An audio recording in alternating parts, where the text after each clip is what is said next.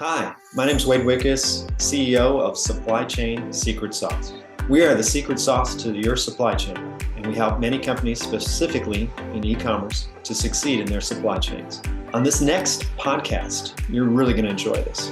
Check it out, and thank you for watching this channel. Well, hi everyone. Welcome to my podcast today, being about home delivery world. If you haven't been to that show, it's pretty cool. And with me today, I've got none other than John Beasley.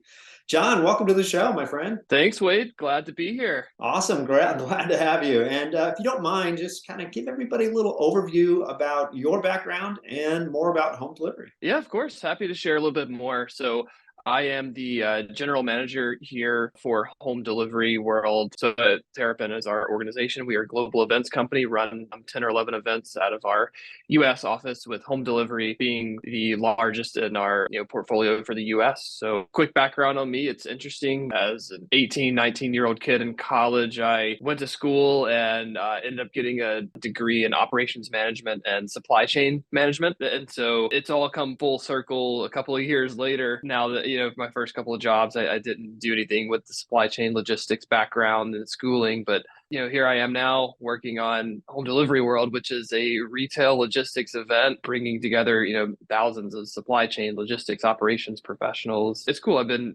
loving every moment of working on this show for the past couple of years, and just excited to continue to see where it grows. Well, I hear so many great things about it, and I'm excited to be there as a first-time attendee this year. I mean, when I read on the website, it says the show is dedicated to uncovering innovative solutions for retailers, groceries, CPGs, and 3PLs that challenge in supply chain. There's definitely challenges in supply chain. There's no doubt about it. So many.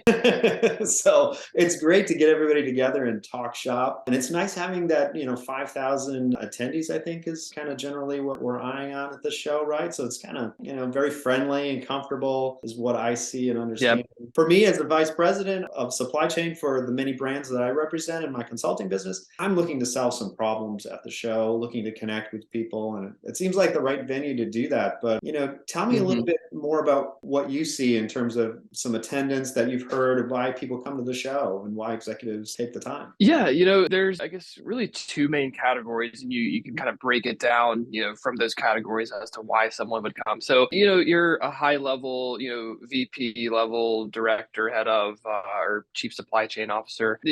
Maybe you're working on the retail side. You could be, on the other side as well in terms of carrier, but problem solving. There are a lot of inefficiencies across the entire supply chain, ecosystem. There are a lot of solutions out there that help those companies solve those problems. How do we connect everyone? How do we educate ourselves to see what else is out there? What new, cool, innovative technologies or ideas are being implemented? What have people tried in the past, maybe that didn't work? That's another big thing. I don't know if someone's going to get up on stage and scream and shout about their biggest failure unless it turned into, without a doubt, their biggest success. But maybe that's where a roundtable conversation comes into play, which is part of our agenda. It's a little bit more, curated in terms of smaller audience. It's not, recorded. It's not, shouting to the masses. It's a candid conversation with 10, 12 people. And maybe that leads to a side conversation where you can kind of get some in-depth, analysis of maybe something that didn't work. So I think overall, it's a place to really uncover innovation, like you mentioned, but just educate and network, build your business in the most efficient way as possible, whether you're a retailer, a grocer, a CPG, or you're on the tech side and you have solutions for these companies, or you are an electric vehicle manufacturer and trying to capitalize on everything that is happening with the electrification of fleets or the building out the infrastructure.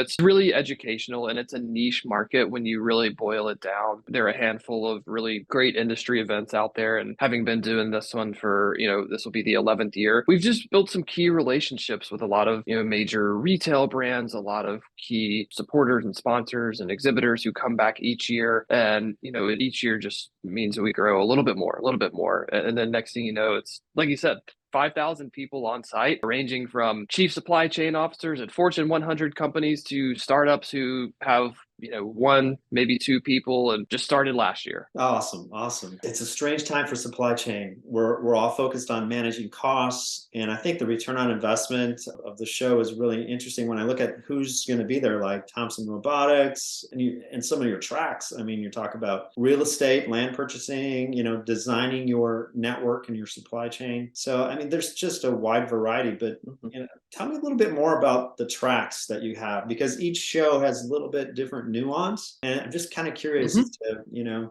if you can give some clarity on what that looks like. Yeah, of course. I think one thing you alluded to, just like the diversity of the tracks, and that comes by, some of it by intention, but some of it, over the 11 years, we were sort of forced to grow and expand in a good way. This started off as a final mile only event, where we only talked about final mile delivery. Over the years, as we kind of grew this network and grew the audience to incorporate more of a senior level executive, maybe your chief supply chain officer or your director of supply chain. Of course, they're going to be focused on the final mile, but they're also going to be focused on, what's going on in the warehouse in the middle mile, what's going on at the docks and cross border type stuff. So that's sort of where we expanded, or why we expanded rather, is because the higher level executives are there and they were saying, hey, well, if you had these folks that offer the robotics or the WMS software for the warehouse, we could actually do a little bit more business and have a little bit more meetings and do more networking. So it's like, okay, well, it makes sense. So yeah, we now, like you said, Tompkins Robotics, the different softwares that are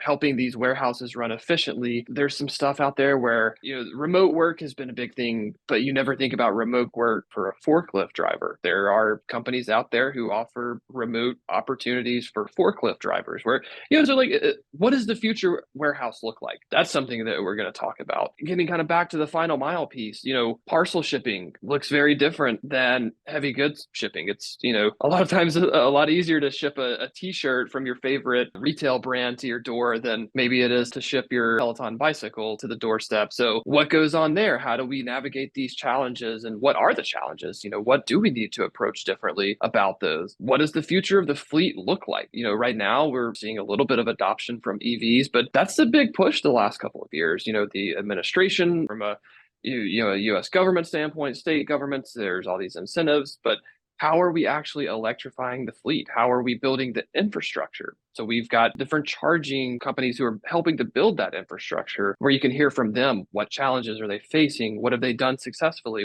Who's using this? How are they using it? In terms of food and grocery, this is a big piece of, home delivery. I know I'm guilty of it a lot of times. I try not to, have too much food delivered, but there are times when it's like, all right, I just order in food or even groceries. So that comes with a whole new set of expectations, in terms of the end user. How are we keeping them in the loop? How, if you provide a 4-hour delivery window, is that sufficient in today's time? Because what if someone doesn't have 4 hours where they can sit at home waiting for their groceries? So how do we provide a more accurate time window? So all of these things, it plays into what we see and what we hear about in terms of the different theaters that home delivery returns. A whole thing that we haven't even talked about. I don't know how many, there's, some different statistics out there, but so many packages, especially January, right after the holiday seasons, are returned. How do we make that easy on the consumer? How do we make it more friendly and accessible to everyone? Are we going to see implementation of these parcel lockers across, different locations and cities? I know here in New York, we have different ones in the CVS's and the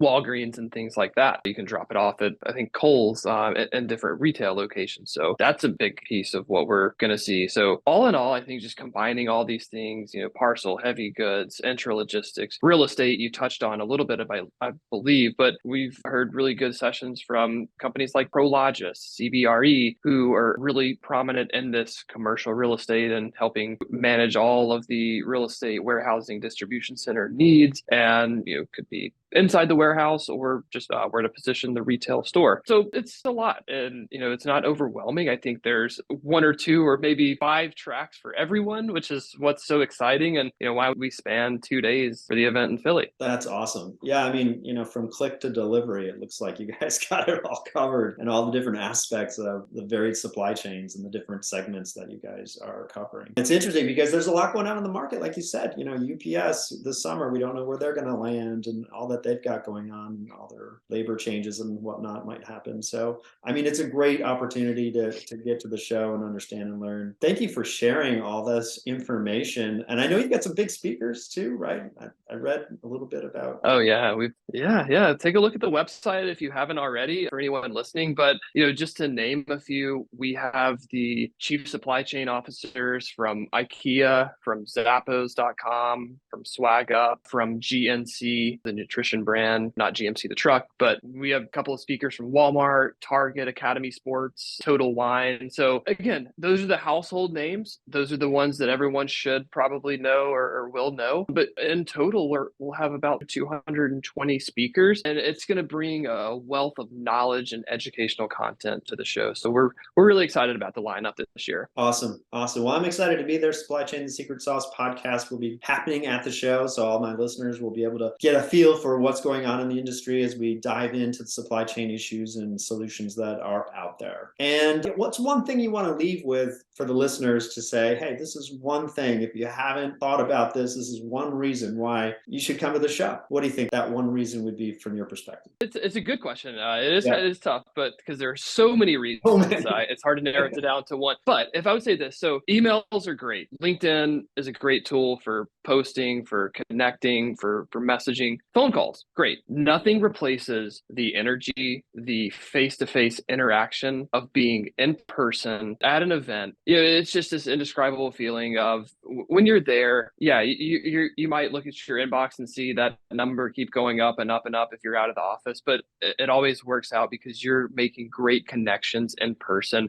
You're talking to people who really can help solve problems or teach you, or really whatever it is that your objective is if it's new business, if it's generating leads for your sales team, building your company image and brand. All of these things kind of play into just this on-site experience. So the one reason, it's just irreplaceable, the fact that face-to-face networking and doing business has been around for forever. The digital age has only been here for, in the grand scheme of things, a couple of years. So all of that's great, but just that on-site presence, you can't replace that. So that's the one reason. Come learn, educate yourselves, network, and do business. Awesome. That's so true. And we had a little pause of that, face-to-face, and now we can do it. And it is powerful. That's a great call. We're back. Yay, we're back. So everyone, thank you, John. Thank you for taking the time. Check out this amazing show, Home Delivery World. Look forward to seeing everybody there. And thank you very much for listening. Bye-bye. Bye. Thanks, Wade. Thank you for watching this video. We'll have more videos coming down the road. This is an exciting adventure for us. My name is Wade Wickus. I'm CEO of the Supply Chain Secret Sauce. We specialize in e-commerce and building bulletproof supply chains to scale. We're helping companies every day, and we do this through your support. And please pass this on, link this to other things, and hope you found the content very valuable. Have a great day, and thank you.